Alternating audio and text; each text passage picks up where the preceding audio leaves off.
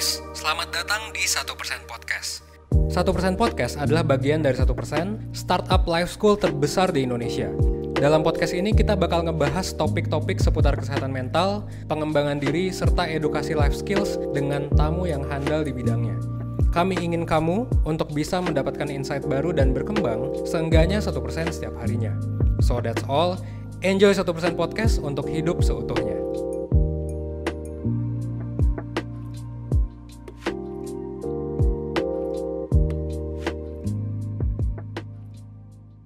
Halo Perseners, selamat datang kembali di 1% Podcast.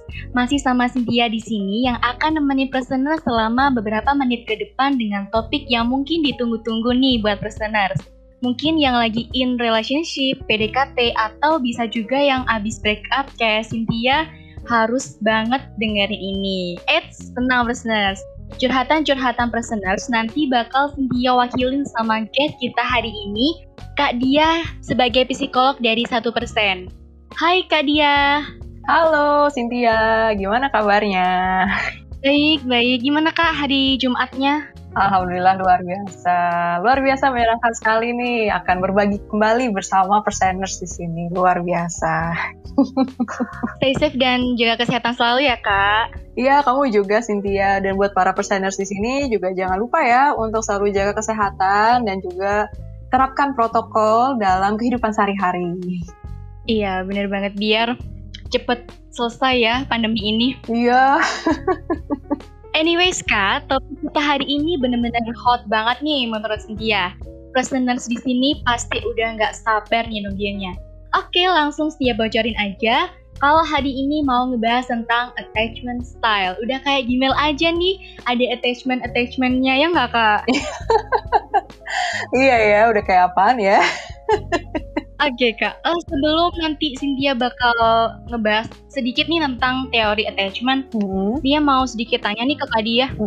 Jadi kan kalau misalkan di bahasa gaulnya nih, misalkan Kak, kalau meninggalkan tanpa alasan, bahasa gaulnya ghosting. Kalau attachment style ini ada nggak sih Kak bahasa gaulnya biar Perseners di sini yang nggak tahu nih mungkin jadi, oh ternyata attachment style itu sama kayak itu. Oke, baik. Sebenarnya apa ya bahasa gaulnya ya? Kita mungkin sering dengar kali ya kata insecure gitu ya. Tapi insecure di sini apa nih maksudnya ya? Karena insecure itu ternyata maknanya bisa luas sekali. Ini bisa terkait dengan attachment style, bisa juga terkait dengan rasa tidak percaya diri.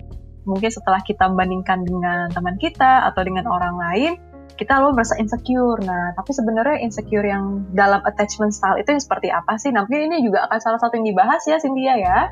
Oke, jadi mungkin kalau dari Kak Dia sendiri, arti dari attachment style itu apa ya Kak? Jadi sebenarnya attachment style itu artinya lebih ke gaya bagaimana dua orang ini berinteraksi, terutama dalam interaksi antara caregiver atau ibu dengan anak gitu. Nah, ini ada beberapa gaya gitu, sehingga dikatakan sebagai attachment style. Nah, kalau kita bahas attachment style ini, mungkin kita perlu dulu ada pendahuluannya nih, Cynthia. Jadi, sebelum kita bahas mengenai attachment style, nah mungkin di sini ada baiknya kita juga perlu tahu nih tugas dari perkembangan anak-anak gitu. Nah, attachment style ini sangat terkait sekali dengan perkembangan manusia, terutama dari anak-anak. Jadi pembentukannya itu di saat 5 tahun pertama kehidupan gitu. Nah, kalau kita berbicara mengenai perkembangan manusia, itu tahap pertama yang dilalui adalah tahap perkembangan basic trust versus basic mistrust. Nah, ini kita berbicara sedikit teori dari Erik Erikson. Jadi ini sampai 18 bulan. 18 bulan itu berarti 1,5 tahun ya. Nah, ini kan beneran kayak tahap pertama sekali dari perkembangan manusia itu. Nah, jadi ada apa sih sebenarnya di usia 0 sampai 18 bulan ini? Nah, jadi dalam rentang usia tersebut, bayi itu mengembangkan rasa percaya kepada orang di sekitarnya dan juga objek di luar dirinya. Jadi di sini si bayi ini mulai membentuk rasa trust dan juga rasa kepercayaan reliability terhadap orang-orang di sekitarnya.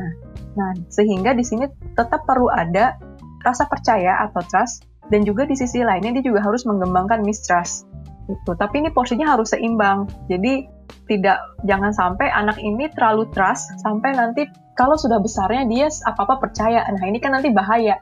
Dia tidak bisa melihat mana hal yang berbahaya untuk dia, mana hal yang baik untuk dia. Nah, sedangkan kalau mistrustnya terlalu banyak, anak ini jadi nantinya akan tumbuh menjadi sosok yang kurang percaya diri. Jadi dia mau mencoba hal baru takut, dia mau membina relasi baru dengan orang lain juga takut. Nah, nanti ini akan mempengaruhi bagaimana dia bergaul dan juga membentuk sebuah hubungan romantis nih kalau dia sudah masuki dewasa muda. Jadi ini tetap perlu ada keseimbangan gitu. Nah, kalau misalnya porsi trust-nya ini lebih banyak, tapi dalam artian nggak benar-benar 100% trust ya. Kalau kadar trust-nya lebih banyak, itu yang termunculkan adalah hope atau harapan. Jadi si anak ini nanti akan percaya bahwa dia tuh bisa loh mendapatkan apa yang dia butuhkan dan juga apa yang dia mau gitu. Jadi dia punya rasa percaya gitu ya bahwa oke, saya nanti akan bisa deh dapat apa yang saya mau gitu dengan usaha tertentu dan lainnya. Tapi kalau misalnya dia sudah mistrust duluan, kehilangan rasa percayanya, dia nanti akan melihat dunia itu tidak ramah. Dan juga dunia ini kayaknya kok nggak berpihak pada saya terus gitu ya. Dan bahkan nanti dia pun juga akan sulit untuk membangun relasi. Nah, ini yang mungkin banyak terjadi di kehidupan saat ini. Anak tuh jadi kayak, atau mungkin orang-orang di usia kita ya, dewasa muda, itu sulit untuk memiliki rasa percaya terhadap pasangannya gitu misalnya. Nah, ini mungkin kita perlu lihat dulu di usia awal pertama kehidupannya dia seperti apa, kayak gitu Cynthia.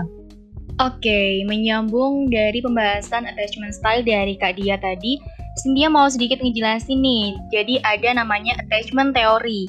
Attachment theory itu adalah teori yang mengacu pada suatu relasi atau hubungan antara dua orang yang memiliki perasaan yang kuat satu sama lain dan melakukan banyak hal untuk melanjutkan hubungannya. Nah, attachment style ini itu ada jenisnya sendiri. Jadi ada dua jenis. Yang pertama ada secure attachment dan insecure attachment. Kalau insecure attachment itu muncul saat orang kurang mendapat kasih sayang dari orang terdekatnya. Tapi kemarin Cynthia sempat browsing nih Kak, tentang apa sih attachment style itu. Jadi pas bagian insecure attachment style itu ternyata dibagi lagi jadi 3 bagian. Yaitu ada fearful avoidant, anxious preoccupied, dan dismissive avoidant. Kalau yang secure attachment style itu bisa dikatakan seperti ini. Seorang anak bisa dikatakan memiliki secure attachment style apabila dia merasa mendapat kasih sayang dari orang tua yang cukup. Jadi insecure ini kebalikannya dari secure dan begitu kebalikannya. Nah Kak, selain ada jenis-jenisnya attachment style, Cynthia juga mau sedikit ngejelasin tentang contoh-contohnya dari attachment style. Kalau di sini itu ada contohnya dari yang aku baca nih dari web. Jadi kasusnya YouTube-nya Anya Geraldine sama siapa gitu. Anya lagi ngobrol-ngobrol dan di situ Anya bilang kalau dia sering kali ngomong nih ke pacarnya, aku merasa takut kehilangan kamu.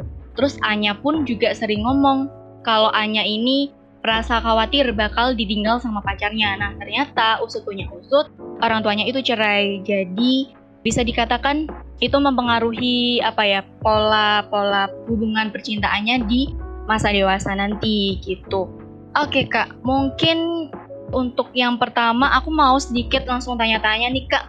Kan tadi udah nih dibahas apa sih attachment style, sama Kak Dia udah dijawab nih. Terus aku yang kedua mau nanya tentang apa sih yang menunjukkan attachment style itu Kak? Oke, terima kasih banyak Cynthia atas penjelasannya. Iya, jadi attachment style ini sebenarnya mungkin menyambung dulu kali ya. Jadi attachment style yang tadi Cynthia sudah katakan itu betul sekali, dan attachment style ini sebenarnya terkait sekali dengan tadi teori perkembangan dari Erik Erikson. Nah, mungkin kalau di Erik Erikson, secure attachment itu bisa dikatakan sebagai trust gitu. Nah, insecure attachment itu bisa dikatakan mistrust. Nah, tapi kalau dari tadi yang sudah Cynthia katakan, nah yang tadi ada secure, ada avoidant, terus kemudian dari yang saya dapat ada ambivalent, dan juga bahkan ada yang satu lagi yang terbaru yaitu disorganized, disoriented. Nah, ini dikembangkannya oleh Bowlby. Jadi ini beda tokoh, tapi dia sama-sama menjelaskan mengenai isu perkembangan di usia 5 tahun awal kehidupan manusia lah. Gitu. Intinya seperti itu. Nah, jadi terkait dengan attachment style itu, nah tadi kan kalau saya menjelaskan isu perkembangan berdasarkan Erik Erikson ya.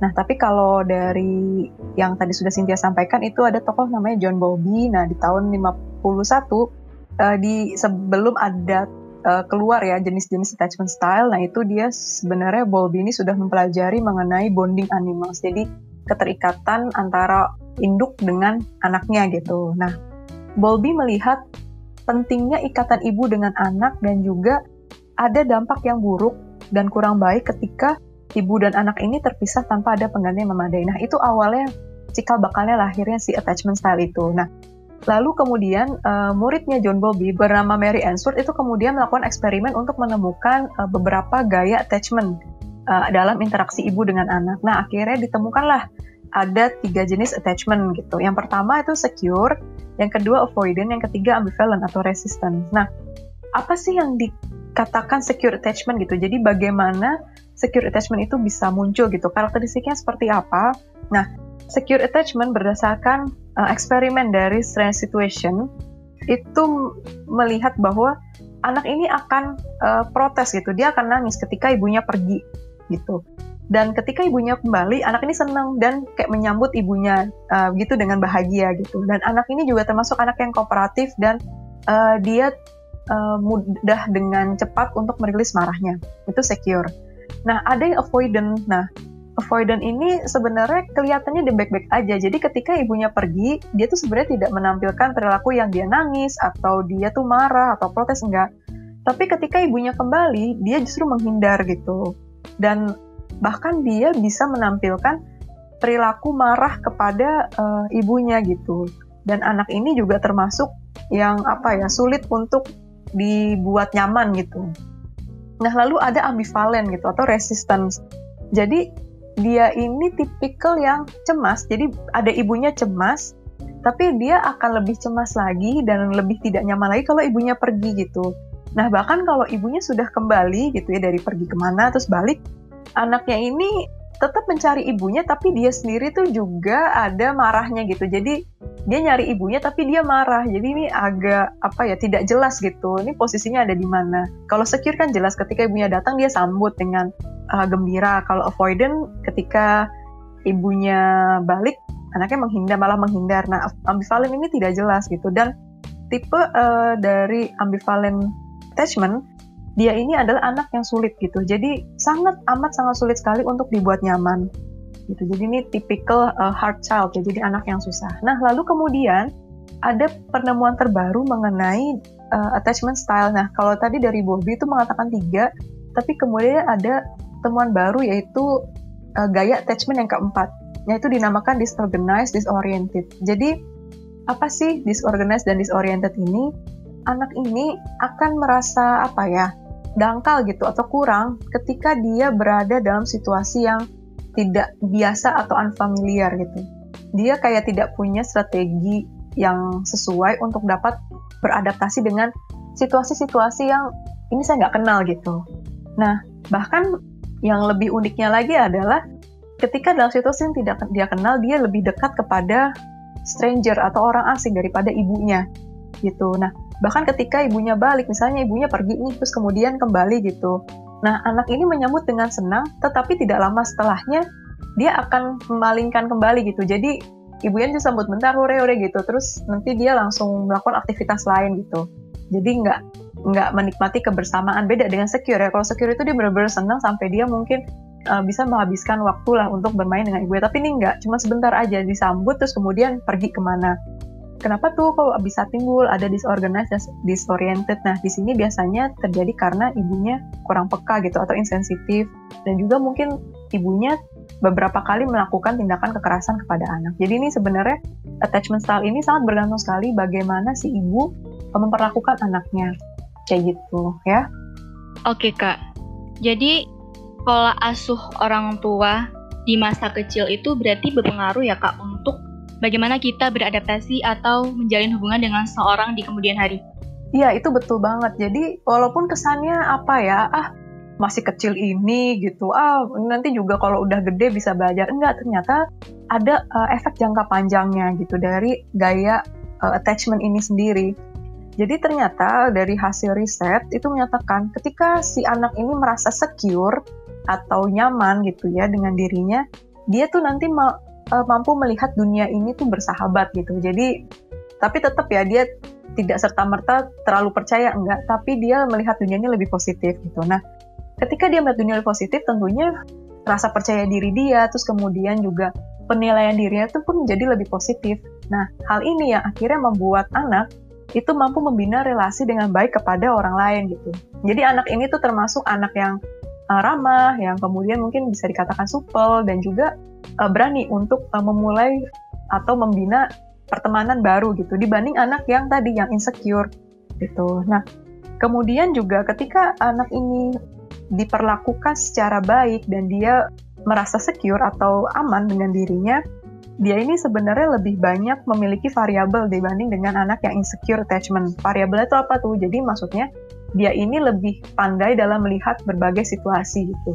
Dan ini pun akhirnya membuat dia lebih mudah diterima oleh lingkungannya gitu. Dan juga kalau misalnya dia secure, otomatis emosi positifnya itu lebih banyak dibanding dengan anak-anak yang insecure dan negative emotions. Anak yang insecure itu lebih banyak unsur emosi negatifnya, sehingga ini yang menghambat dia untuk dapat membina relasi atau bahkan diterima oleh lingkungannya. Coba aja bayangin, ada anak marah-marah melulu gitu ya. Apakah teman-temannya akan menerima dia atau menyukai dia? Kan rasanya tidak nyaman gitu ketika kita punya teman yang bawaannya tuh marah-marah mulu. Nah, sama ini yang terjadi pada anak yang mendapatkan insecure attachment. Atau tadi ya mungkin bisa avoidant, ambivalent, atau disorganized gitu. Nah, pada usia 3-5 tahun, jadi ini kan tadi sekitar 1 tahun, 1 sampai 1,5 tahun pertama ya. Nah, ketika usia 3-5 tahun, anak yang secure ini dia memiliki rasa keingintahuan yang lebih tinggi. Jadi curiosity-nya itu lebih tinggi. Dia juga bisa mengembangkan empati, memiliki kepercayaan diri yang tinggi, dan juga dia mampu memiliki daya bangkit yang tinggi ketika dia mengalami terpurukan. Nah, efek jangka panjangnya adalah ketika dia sudah remaja, dia mampu untuk membina pertemanan dengan baik dengan teman-teman di sekitarnya gitu. Nah, efek jangka panjangnya lagi, ketika sudah dewasa, nah tentunya kualitas hubungannya tuh juga jadi baik dan tentunya juga sehat dengan pasangannya gitu. Jadi apa ya? Jadi bener ya kalau ada orang yang bilang 5 tahun pertama itu masa-masa emas gitu ya. 3 tahun pertama adalah masa-masa emas. Iya, itu betul karena ternyata dari interaksi ibu dengan anak itu mempengaruhi bagaimana dia membentuk dirinya, melihat dunianya sehingga ini bisa berdampak terhadap kemampuan sosialisasinya dia dan membentuk pencitraan dirinya gitu. Dia mau melihat dirinya itu seperti apa. Kayak gitu ya. Oke Kak, mungkin Cynthia mau ada sedikit case ya. Aku juga penasaran sih tentang ini, kemarin kepikiran. Jadi misalkan gini Kak, si anak ini termasuk di masa kecilnya ya, termasuk avoidant attachment style. Jadi kan kalau yang Cynthia baca itu cara didik orang tuanya itu cenderung memenuhi sebagian kebutuhan anaknya aja. Jadi kayak mungkin materinya yang dipenuhi tapi emosinya kurang dipenuhi atau kasih sayangnya kurang dipenuhi. Tapi ketika dewasa kan orang itu kan berubah ya Kak. Dan pastinya si anak itu sewaktu mencari pasangan itu mikir karena dia pernah waktu kecil itu kekurangan kasih sayang. Jadi sewaktu dewasa itu dia akan menerapkan secure attachment style. Jadi karena dia tahu nih kalau pada waktu masa kecilnya dia ini kekurangan kasih sayang, maka dia nggak mau masa dewasanya atau nanti ketika misalkan dia pacaran kan nanti sama nikah, anaknya dia nggak mau kalau anaknya ini rasain apa yang dia rasa. Jadi dia menerapkan secure attachment style.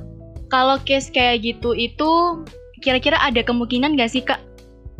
Oke, jadi ini kasusnya menarik ya. Jadi seorang yang diasuh dengan gaya avoidant attachment, kemudian dia ingin menerapkan secure attachment kepada anaknya gitu. Jadi di sini dia kurang kasih sayang gitu ya, dan akhirnya kayak ingin deh coba kalau ke anak saya sendiri saya ingin memberikan kasih sayang. Tapi sebenarnya kan gini, dia sendiri paham nggak sih konsep kasih sayang yang pas itu seperti apa gitu, yang nyaman itu seperti apa? Karena takutnya gini, dia tidak tahu konsep kasih sayang yang porsinya pas itu seberapa, dan akhirnya dia memberikan banyak sekali kasih sayang gitu secara berlebihan gitu. Ini kan nanti tentunya dampaknya tidak bagus untuk anak. Jadi bisa aja kalau anak terlalu berlebihan kasih sayangnya, dia akan melihat dunia itu sangat aman sekali. Jadi dia tidak mampu untuk melihat bahwa dunia itu tuh juga ada bahayanya gitu. ada kalanya kita perlu waspada dan perlu hati-hati dalam bertindak kan, karena ya dunia itu memang bisa jadi baik, tapi ada kalanya dunia itu kejam. Nah, anak dengan porsi kasih sayang yang berlebihan itu melihat dunia itu sangat aman sekali, sehingga dia tidak pernah memiliki persiapan sewaktu-waktu jika misalnya terjadi kehilangan atau mungkin terjadi sesuatu yang diharapkan, dia tidak memiliki sumber daya untuk bisa bangkit. Nah, ini yang akhirnya membuat si anak pun juga jadi sulit untuk bisa berkembang. Nah, jadi sebenarnya tidak apa-apa kalau misalnya seorang tadi ya yang kamu sudah ceritakan, dia mungkin mendapatkan gaya attachment yang cenderung insecure ya, misalnya avoidant atau ambivalent, dan ingin menerapkan secure attachment, sebaiknya dikonsultasikan dulu ke ahlinya gitu. Secure attachment itu yang pas itu seberapa sih gitu? Apakah kalau misalnya saya memberikan ini, terus kemudian saya melakukan ini, itu bisa membuat anak jadi secure nggak gitu? Jadi jangan sampai kita nggak tahu kadar kasih sayang Pak, sehingga anak ini jadi akhirnya bukan tumbuh menjadi lebih baik, tapi bisa sama aja atau bahkan lebih buruk gitu.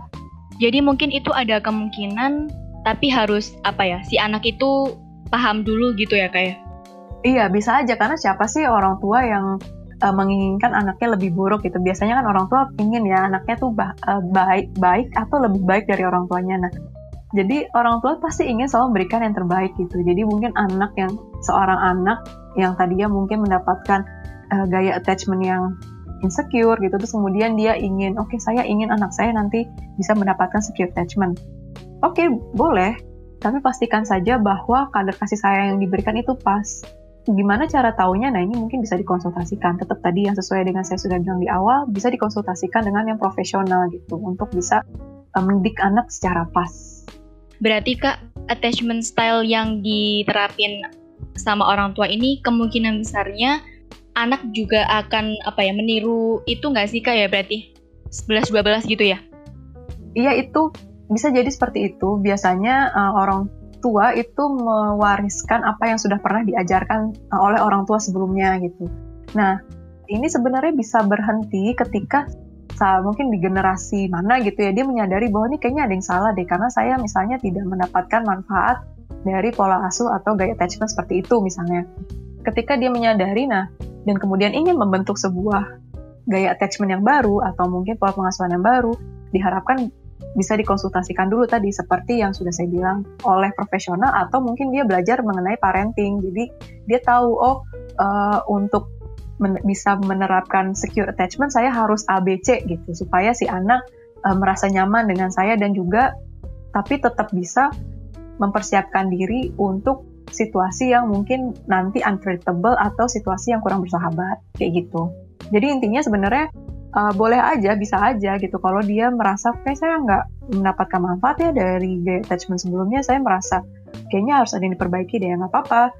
Pastikan ilmunya cukup untuk bisa menerapkan gaya attachment yang secure gitu. Jadi nggak asal-asalan aja menerapkannya. Oke Kak.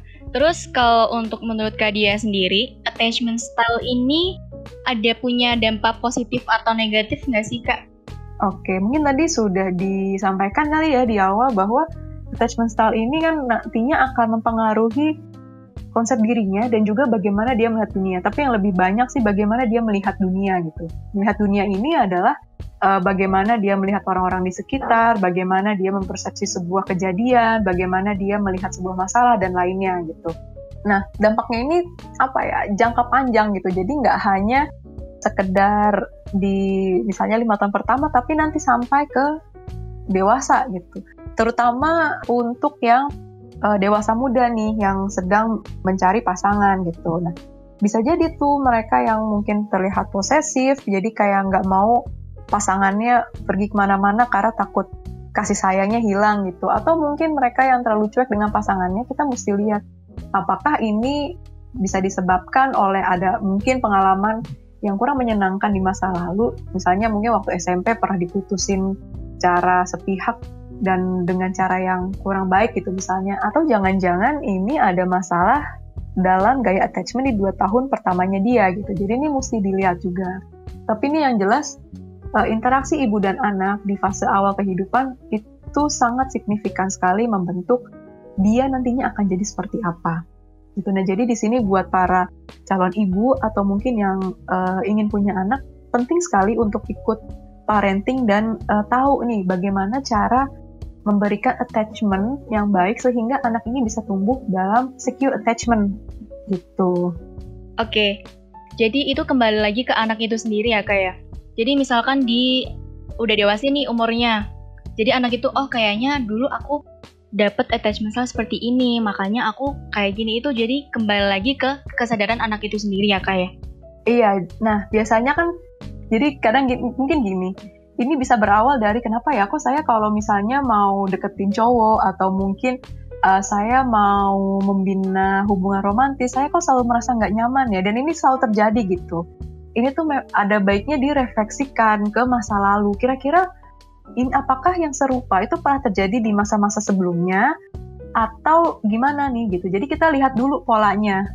Sebenarnya untuk melihat gaya attachment kita seperti apa waktu kecil, kita bisa tanya tuh ibu kita sendiri gitu, dulu ibu gimana atau dulu mama ngasuh saya seperti apa gitu. Nah, lalu kita juga perlu kenali dan sadari pola kita dalam berinteraksi sosial gitu. Apakah saya bisa langsung dengan mudah untuk membuka diri atau gimana nih gitu. Apakah saya ada hambatan dalam membuka relasi dengan orang lain? Apakah mungkin kalau dengan teman sesama jenis saya fine, baik-baik aja.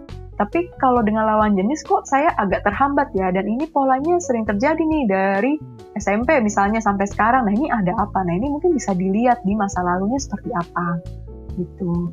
Oke Kak, jadi untuk menyambung yang pembicaraan aku kan tadi udah sempet bilang atau ngebahas tentang si Anya Geraldine ini ya Kak ya.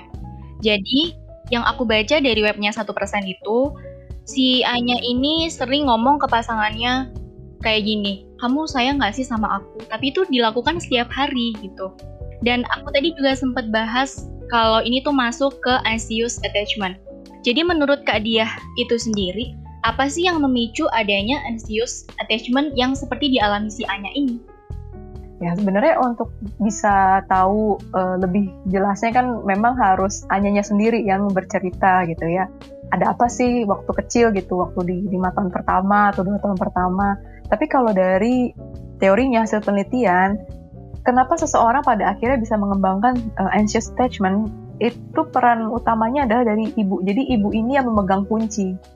Nah, perlakuan dari ibu ke anak ini nanti yang akan membentuk gaya attachment yang berbeda-beda. Nah, misalnya si ibu ini kerap menghukum anak dengan keras, atau mungkin ada tindakan juga kekerasan di dalamnya. Nah, itu bisa memicu terjadinya anxious attachment.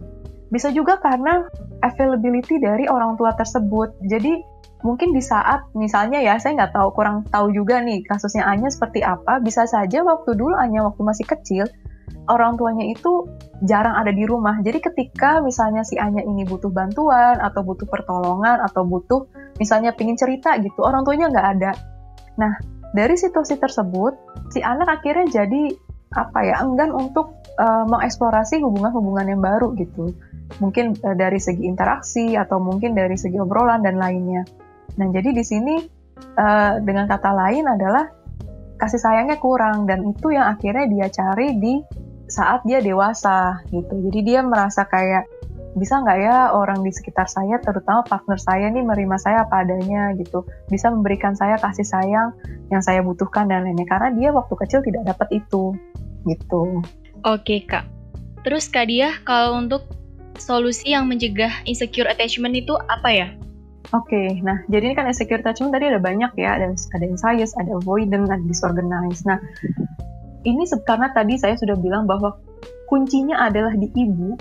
Jadi saya amat sangat menyarankan untuk melakukan jadi sebelum menikah gitu, dan sebelum memiliki anak, pastikan ilmu parentingnya cukup.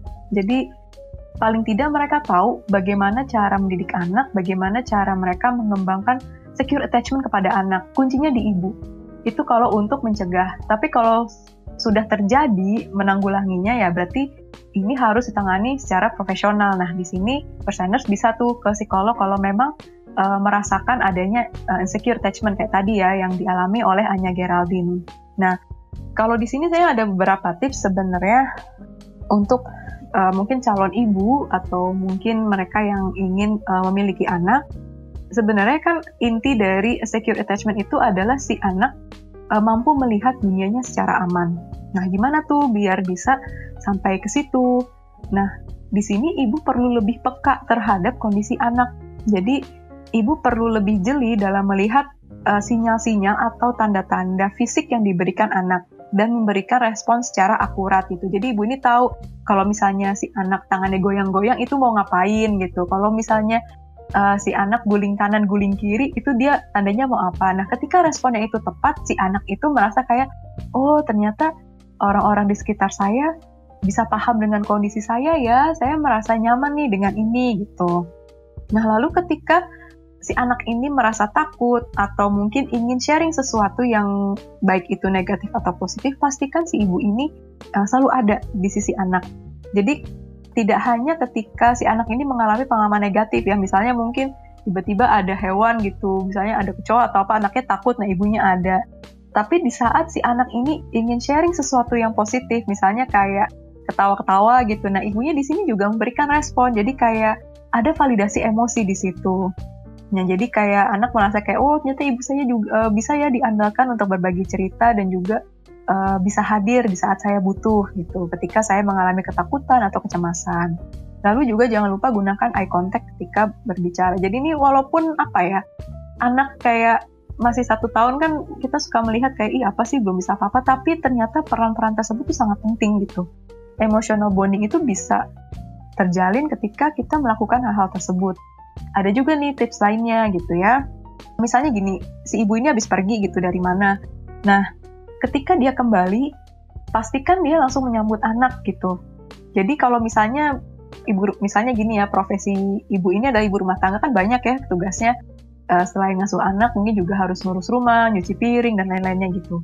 Nah, ketika ibu ini pulang dari pergi kemana, nah langsung sambut anaknya dan pastikan juga ibu ini bisa melanjutkan aktivitas lainnya ketika si anak ini sudah merasa cukup gitu.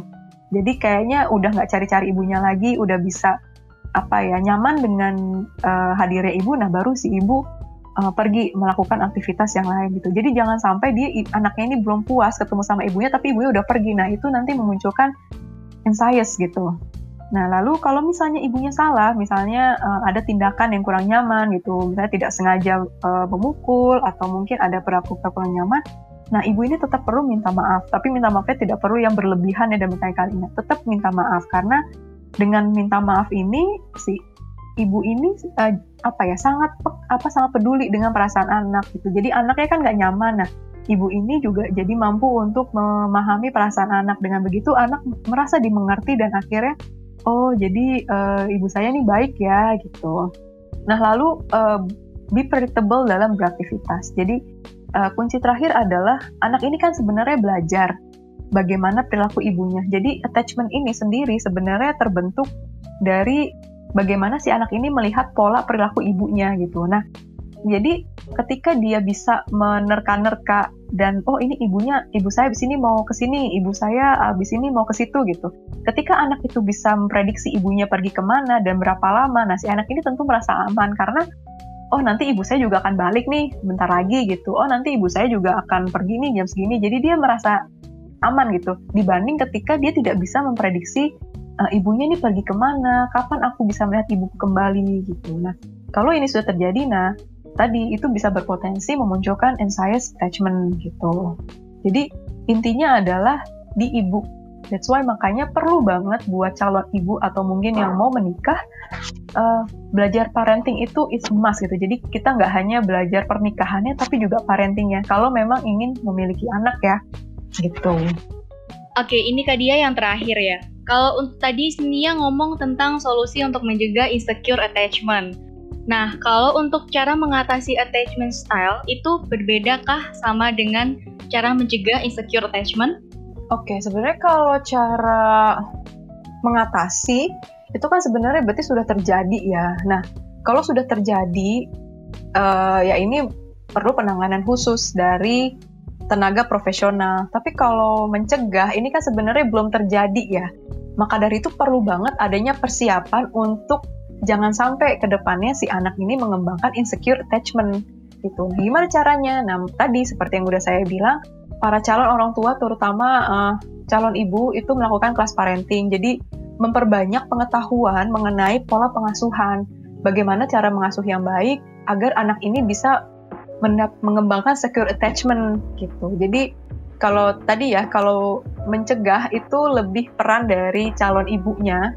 Kalau mengatasi ini mungkin anak ini adalah dia yang pernah mendapatkan atau dia yang mengembangkan insecure attachment dan dia ingin memperbaiki bagaimana dia melihat dunia dan juga orang-orang di sekitarnya. Gitu ya. Wah, topik kali ini benar-benar sangat membuat Cynthia itu jadi wawasannya bertambah dan juga pastinya buat listeners. Nah, setelah tahu tentang topik ini, listeners menjadi punya informasi tentang apa itu attachment style dan bagaimana cara mengatasinya. Terima kasih untuk Kak Dia yang sudah bersedia menjadi guest di 1% Podcast pada episode kali ini. Makasih udah sharing banyak-banyak buat Cynthia dan juga buat listeners ya Kak. Sehat selalu Kak Dia. Oke, baik. Terima kasih banyak juga Cynthia yang sudah menjadi host dari acara podcast kali ini, dan juga terima kasih banyak perseners yang sudah menyimak hingga akhir. Semoga apa yang perseners dapatkan di hari ini dan juga melalui podcast ini bisa bermanfaat ya, dan juga tentunya bisa menambah wawasan. Dan jangan lupa untuk jaga kesehatan ya Cynthia ya, dan terapkan protokol COVID-19 dengan baik. Stay safe and healthy. Oke, saya ucapkan terima kasih ya kepada perseners di sini. Last but not least, at the end of the day, kesimpulan yang bisa Cynthia ambil di podcast episode kali ini, attachment style dapat mempengaruhi orang sehingga akhirnya orang merasa selalu curiga dan cemas. Tetapi, attachment style dapat berubah. Sebelum ditutup, Cynthia ada kalimat reminder nih buat listeners. Kalau kata Hindia, semua yang sirna akan terganti. Tapi kalau kata Cynthia, jangan lupa untuk sayang sama diri sendiri. Cynthia di sini sebagai host podcast pamit undur diri. Selamat siang dan selamat beraktivitas, listeners.